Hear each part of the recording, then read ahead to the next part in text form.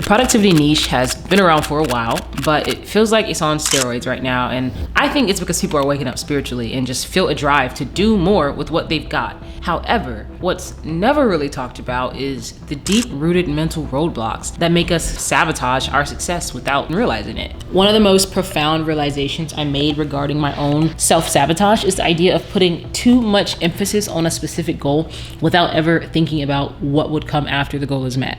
Basically, I would fixate so much on accomplishing something without any thought of what would come after that I unintentionally made it the end goal. So in short, I made what should have just been a climax or high point in a story, I made it feel like that was the finale. In doing this, I'm subconsciously sowing the seed that once I meet the goal, that's like the end of my story.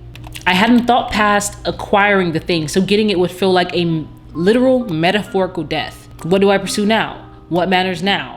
What do I care about now? And so in order to not face these hard questions, what would I do? I self-sabotage my progress so that I could stay and remain in the pursuing phase. I'd do whatever I could to keep the story going. So I'd overcomplicate things. Something that should have taken a week would take a year. Something that's really only 2 steps away, I would segment it so that it's 30 steps away.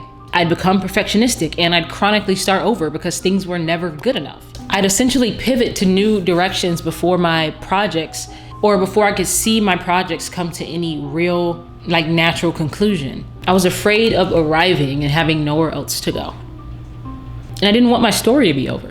A simple way to make sure that you are not prolonging your processes out of fear of arrival is to see your goal as a single step on an infinite staircase. It's simply a milestone in a greater plot of your life. And there will always be another step to take. There will always be new avenues to explore and pursue as long as you're in motion. So you don't have to worry about peaking and then just declining into nothingness. Oh, you actually weren't thinking that? That's just a me thing then?